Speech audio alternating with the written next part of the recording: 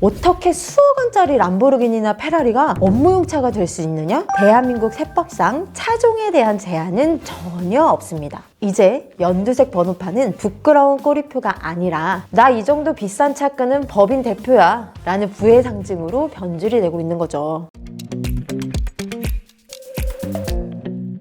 안녕하세요. 회계여제 최윤정 회계사입니다. 여러분, 최근 연예계를 가장 뜨겁게 달군 키워드는 단연 세금입니다. 특히 대중의 사랑을 받던 톱스타들이 줄줄이 법인 탈세 의혹에 휩싸이면서 큰 충격을 주고 있죠. 그 시작은 얼굴 천재 차은우 씨였습니다. 소속사와 본인 사이에 이른바 엄마 회사를 세워서요, 수익을 분산하고 또 이를 통해서 고가의 외제차를 몰고 다녔다는 의혹이 제기됐어요. 그런데 여기서 끝이 아니었습니다. 최근에는 배우 김선호 씨까지 비슷한 수법으로 논란이 됐는데요. 김선호 씨는 본인 자택 주소지에 공연 기획사를 차렸지만 실제로는 연예기획업 등록도 되어 있지 않은 실체 없는 페이퍼 컴퍼니라는 의심을 받고 있습니다. 특히 김선호 씨의 아버지가 법인 명의의 GV80을 전용 차량처럼 이용했다는 사실이 알려지면서요, 이게 과연 정당한 절세냐 아니면 선을 넘은 탈세냐를 두고 엄청난 비난이 쏟아지고 있어요. 왜 부자들과 연예인들은 굳이 번거롭게 법인을 만들어서 차를 뽑는 걸까요? 오늘 이 영상에서는 법인 차량을 둘러싼 모든 비밀을 파헤쳐 보겠습니다. 람보르기니가 법인차가 될 수 있는 이유부터 국세청이 눈을 부릅뜨고 지켜보는 포인트, 그리고 여러분이 사업을 한다면 반드시 알아야 할 수천만 원짜리 절세 전략까지 아주 자세하게 정리해 드릴게요. 가장 먼저 많은 분들이 분노하며 묻는 질문이 있습니다. 어떻게 수억 원짜리 람보르기니나 페라리가 업무용 차가 될 수 있느냐? 이것인데요. 결론부터 말씀을 드리면요, 대한민국 세법상 차종에 대한 제한은 전혀 없습니다. 페라리를 타고 거래처를 가든 롤스로이스를 타고 출근을 하든 업무에만 쓴다면 법적으로는 아무 문제가 없어요. 부자들이 외제차를 법인으로 뽑는 이유는 명확합니다. 비싼 차를 법인차로 등록하면요, 취득세, 보험료, 기름값 등을 모두 회사 비용으로 처리해서 세금을 획기적으로 줄일 수 있기 때문이에요. 정부는 이런 고가 차량의 사적 유용을 막기 위해서 2024년부터 8천만 원 이상의 고가 법인차에 연두색 번호판을 달게 해서 나 법인차요 라고 광고하게 만든 건데요. 도입 초기에는 수입 법인차 판매량이 감소하는 듯 하더니 최근에는 상황이 완전 정반대예요. 오히려 1억 원이 넘는 초고가 법인차 판매량이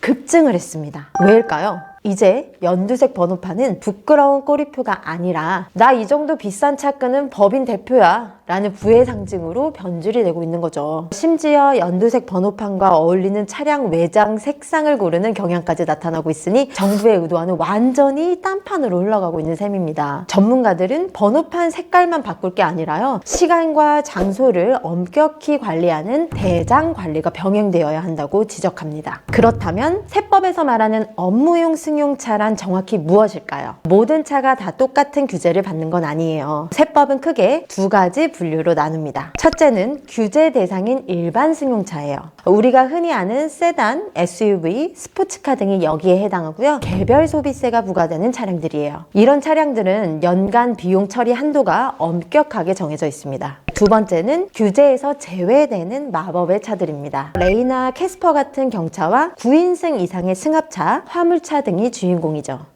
특히 카니발 9인승은요, 사업자들 사이에서 절세 국룰로 통합니다. 이 차는 승용차가 아닌 승합차로 분류가 돼서요, 엄청난 혜택을 받는데요. 우선 차값의 10%인 부가세를 전액 환급을 받을 수 있어요. 4천만 원짜리 차를 사면 그 안에 포함되어 있는 부가세 약 400만 원을 즉시 돌려받는 셈이죠. 그리고 이 금액대의 차량의 경우에는요, 운행일지를 작성하지 않아도 감가상각비가 전액 비용 처리가 됩니다. 감가상각비 외에 자동차 세나 보험료, 주유비 등이 다 합쳐도 연간 700만 원을 넘지 않는 경우가 많기 때문에 그 귀찮은 운행일지를 안 써도 100% 비용을 인정을 받게 되는 거죠. 심지어 법인이라도 임직원 전용 보험에 가입하지 않아도 되고요. 그래서 가족들이 운전을 해도 세무상 문제가 발생할 여지가 적어요. 자, 그럼 차를 뽑을 때 가장 큰 고민은 어떤 방식으로 가져올 것인가 입니다. 일시불, 할부, 리스, 렌트까지 상황별 최적의 선택지를 정리해 드릴게요. 첫째,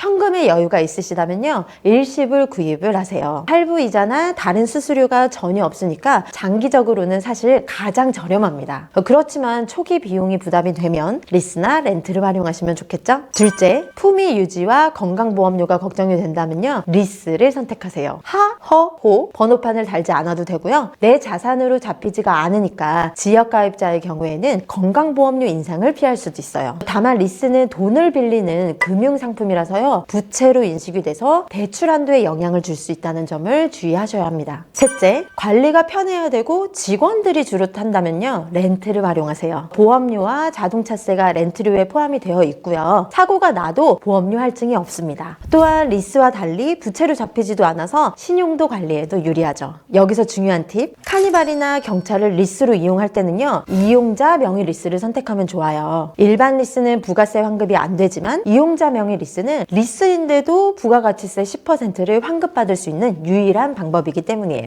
자, 이제 가장 중요한 숫자 이야기를 해보겠습니다. 법인 차량 비용 처리는요, 무한정 되는 게 아닙니다. 일반 승용차라면 두 가지 숫자를 꼭 기억하셔야 돼요. 첫째, 연간 총한도 1,500만 원입니다. 운행일지를 쓰지 않아도 인정해주는 최대 금액이죠. 이 금액은 차값에 해당하는 감가상각비 800만 원과 기름값, 보험료 등 유지비 700만 원으로 구성이 됩니다. 둘째, 앞서 말한 감가상각비 800만 원 한도도 중요해요. 업무용 승용차의 경우는요, 세법상 내용연수는 5년, 상각 방법은 정액법으로 계산한 금액을 매년 비용 처리를 해야 되는데요. 이때 1억짜리 차를 사면 5년 동안 매년 2천만 원씩 가치를 떨어뜨려야 되지만 세법상으로는 1년에 딱 800만 원까지만 비용으로 인정을 해줍니다. 그럼 나머지 1,200만 원은 날아가는 걸까요? 다행히도 아닙니다. 초과분은요, 다음 해로 2월이 돼요. 올해 못 받은 혜택을 내년, 내후년에 이어서 받는 거죠. 결국 차를 오래 타거나 나중에 팔 때가 되면 1억 원 전체를 비용으로 다 인정을 받게 됩니다. 나라에서 한꺼번에 세금 너무 많이 깎지 말고 천천히 나눠서 깎아라 하고 속도 조절을 하는 셈이에요. 만약 연간 유지비가 1,500만 원을 훌쩍 넘는다면 그때는 귀찮더라도 운행일지를 쓰셔야 해요. 운행일지를 쓰면 업무 사용 비율에 해당하는 만큼을 추가로 비용 인정을 받을 수가 있거든요. 업무 사용 비율은요, 해당 차량 한 대당 1년간 총 업무시 주행한 거리를 총 주행 거리로 나눈 것을 말합니다. 운행일지를 작성하는 것 이외에 법인 차량에 대한 의무사항이 한 가지 더 있어요. 바로 업무 전용 자동차 보험에 가입을 해야 해요. 이때는 임직원만이 운전할 수 있다는 내용의 특약이 필수로 들어가 있어야 됩니다. 법인은 무조건 의무고요. 개인 사업자의 경우에는 세법상 업종별로 일정 수입 금액을 초과하는 복식부기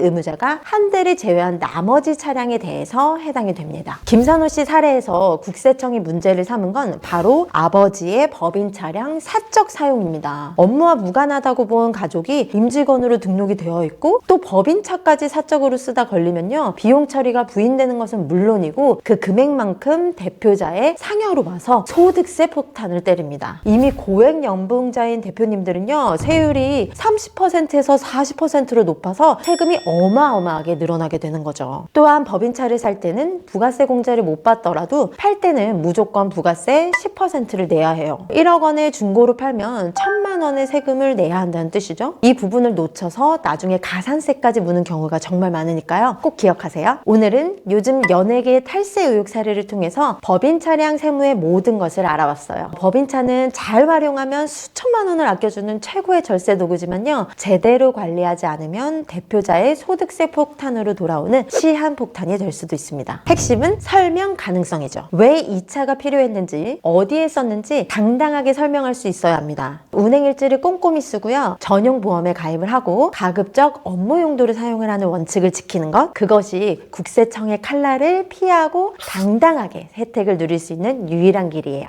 오늘 영상이 여러분의 현명한 경제생활에 큰 도움이 되셨길 바랍니다. 구독과 좋아요는 영상 제작에 큰 힘이 되니까요, 잊지 마시고 다음 영상에서 또 만나요. 안녕!